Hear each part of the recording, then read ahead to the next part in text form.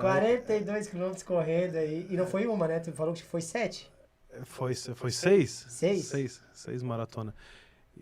Foi tudo nessa linha do tempo aí. Depois, em 2016, daí eu parei de tocar, daí eu fiquei meio desanimado, assim, né? Porque eu gostava muito de fazer aquilo. E eu via eu fazendo aquilo o resto da vida. Aí tu viu os outros fazendo. E se tu perguntar pra mim o que eu queria fazer o resto da minha vida, eu queria tocar o resto da vida. Só que a vida me conduziu pra outro caminho. E também sou feliz no caminho que eu tô. Só que eu gostava muito de fazer aquilo. Então, quando eu parei de fazer aquilo, eu senti muito... eu fiquei muito abatido, digamos assim.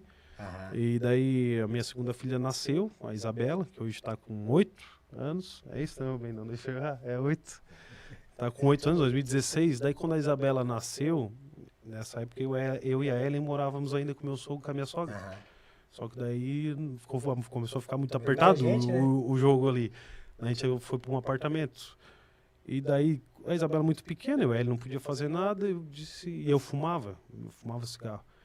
E eu queria parar de fumar, eu estava determinado a parar de fumar, depois que eu parei de tocar. Não, vou ter que parar de fumar, vou ter que fazer alguma coisa para eu parar de fumar, senão eu vou ficar louco. Daí eu disse, eu vou correr para ver se dá certo. Daí saí aqui da casa da minha sogra, que é aqui na Caetano Lemos. Fui até no Valerino no primeiro dia e voltei. Depois no segundo dia eu fui mais um pouquinho. Terminei nos 55 quilômetros, mais ou menos. Então, foi acontecendo, e comecei a correr, foi 3, 4 anos, eu acho, foi uns 3, 4 anos. Mas era todo jeito de corrida, né? Não, 3 vezes por semana, né? Não, todo dia não faz bem, né? Tem que ser 3 vezes por semana.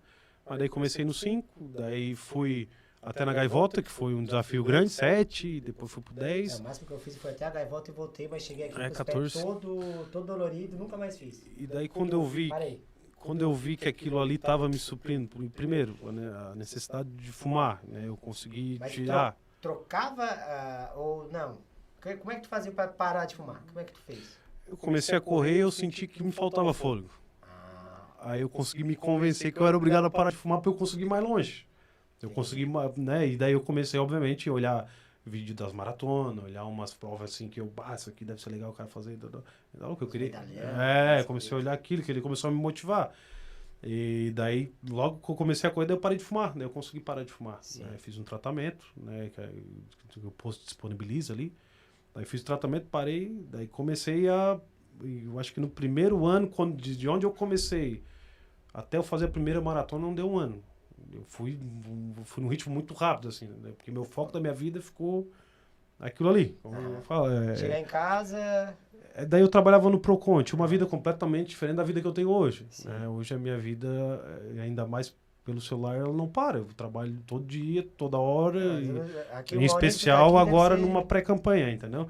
Meu celular tá vibrando aqui, tem gente me ligando. Então, mas naquela época eu trabalhava no Procon. Eu chegava no Procon, fazia meu horário até as 5 da tarde, né? Atendia as pessoas. Quando eu abri, na verdade, o Procon em Sombrio, quando eu posso dizer que abriu, ele estava fechado, entendeu? Era no governo do Zênio ainda. Sim. Eu trabalhava no fórum, eu fazia estágio da faculdade no fórum. Tem mais isso que eu fiz ainda. Fazia isso. Eu fiz estágio da faculdade no fórum.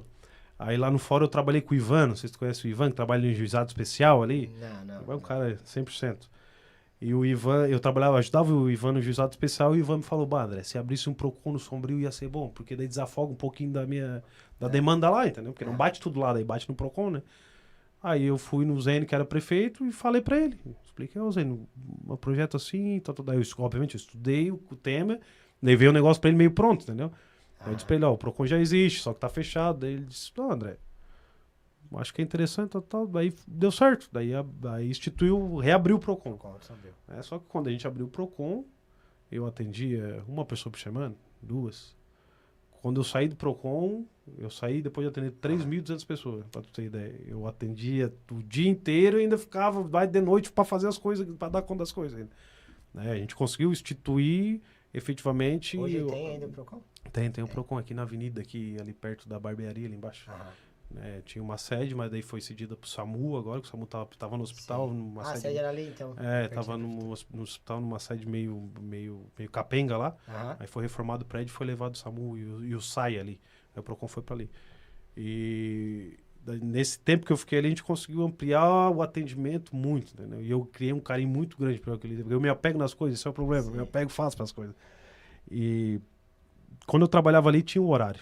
Eu tinha um horário, só que eu saía às 5 horas, fechava a porta, o problema do Procon... Ficava no ficava Procon. no Procon, não saía junto comigo lá de dentro. Aham. Aí eu tinha meu treino, digamos assim, para as corridas, tudo bem. Eu tinha um professor que me passava uma tabela, alimentação, eu não bebia mais, eu fazia academia 3 vezes por semana, eu tinha um físico muito diferente do que eu apresento hoje aqui para vocês. Hoje Então. tu não tem mais tempo pra fazer nada, né? E daí, por essa vida regradinha que eu tinha, assim, uma rotina bem certinha do que eu fazia, aí eu consegui evoluir na corrida muito rápido, entendeu? Antes do primeiro ano eu já corri a primeira maratona, que foi em Florianópolis. Depois eu corri a de 48 quilômetros, que foi de Torres até Capão da Canoa. Isso no início de dezembro, no sol de rachar a muleira, mas fui. Depois corri a Maratona do Vinho, lá em Bento Gonçalves. Não sei se tu já foi lá naquele Vale dos Vinhedos, já andasse por lá. Já. A corrida é por lá, 42 quilômetros naquela sobe e desce, né? Sobe, desce, Nossa. sobe, desce, sobe, desce. Forte. Aí fiz aquela lá, depois fiz a Maratona de Porto Alegre, que foi a minha mais rápida, que eu fiz em 3 horas e 42 minutos, Qual alguma que era o coisa assim. pace? Era 5 e pouquinho, Meu por Deus, aí, cara. alguma coisa por aí. Daí depois eu fiz outro em Floripa, a mesma, repeti a de Floripa, e depois eu fiz a maior, que daí foi a ultramaratona que eu fiz, que foi de 55. Daí a volta até Lagoa do Conceição, lá em Floripa, a gente deu a volta nela toda. Ela toda por morro, né? Não é a volta pelo asfalto. Não é, né? não é planinho, né? Não, Retinho. não, é a volta pela beira de praia. Não, tem as fotos, é coisa... Cada cenário que eu passei, assim... É diferente. Levei 8 horas para fazer ela. Né? Só que em 8 horas o que eu pensei na minha vida é uma terapia, entendeu? Eu ficava ali O sozinho. que eu tô fazendo aqui? É muito... Essa efetivamente 55 km, a maioria da prova eu fiquei sozinho. Óbvio, é tudo marcado, é uma prova, né? Sim, Paga sim. inscrição na Montondu, que eu fiz lá, é uma prova bem conceituada, tem fotógrafo no meio da coisa, tem tudo né, bem feitinho, assim. Só que na grande, porque não é qualquer doido que se propõe a correr 55 km, então são poucos, né? É uma prova que corre 50 pessoas, não é tipo a maratona de Porto Alegre, tu vai lá, é 10 mil pessoas correndo na maratona. Mas assim, 10 mil pessoas perto de 1,5 milhão de habitantes. Mas lá porque a de Porto Alegre é muito famosa porque ela é mais rápida do país. Né? Porque é mais planinho. Ela é mais plana, é a mais rápida do país, é a mais famosa, é de Porto Alegre. Então ali é onde todo mundo bota pra efetivamente estourar o pace, assim, fazer o seu pace melhor, né? Que foi onde eu fiz também. Só que nesse meio tempo virou tão natural o negócio que pra mim sair dentro da minha casa, eu fiz várias vezes. Eu acordava às 5 da manhã, eu comia uma banana ali, um negócio, eu ia correndo até na Lagoa Cortada e voltava, dava 21 quilômetros. Chegava em casa, tomava banho, 8 horas eu tava no Procon trabalhando. Fiz várias vezes, numa quarta-feira, numa segunda. Começava a correr de manhã, mais fresquinho. Eu sempre gostei de manhã cedo, bem cedinho. Mas virou natural, né? Hoje eu sinto bastante. Eu já tento ainda, mas sinto bastante. Mas naquela época, correr 20, 25, era uma coisa que pra mim não... Você tava treinado Eu não também. sentia muito, entendeu? Tava bem treinado. E bem onde tu condicionado. pensar a estrada de chão aí nessa região toda, eu já corri tudo. Aí eu já sei já corri, ia até na Santa Rosa, vinha por dentro, rodava, fazia tudo. Porque Sombrio é uma cidade muito pequena para tu correr, né? Então, ela é muito monótona, né? Eu uma vez fiz uma meia maratona aqui dentro de Sombrio, só dentro de Sombrio. Fiquei dando a volta aqui nessa 10 avenida e ia lá no vezes. japonês. Mano, é muito chato. Né? E alguns treinos que eu fazia, eu também só ia. Daí ele me buscava, ele pegava o carro e ia me buscar. Já fui até Torres, já fui até Araranguá, fui até outras cidades correndo assim.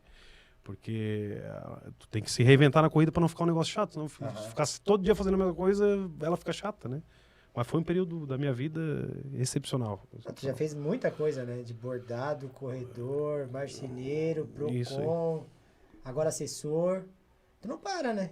Pra ti, se um dia parar... Não, eu ainda comento com a Ellen, né? Eu sou novo, estou no meu pico de produção da minha vida. Né? Eu não posso me furtar a absorver o máximo possível que eu posso hoje, com a idade que eu tenho, né? Com as oportunidades que eu tenho, de crescer profissionalmente, de crescer, né, como pessoa. Né? O meu momento é esse, né? Então, mas essa linha do tempo toda, né? É aquilo que eu falei lá no começo, né? A oportunidade fez isso tudo acontecer.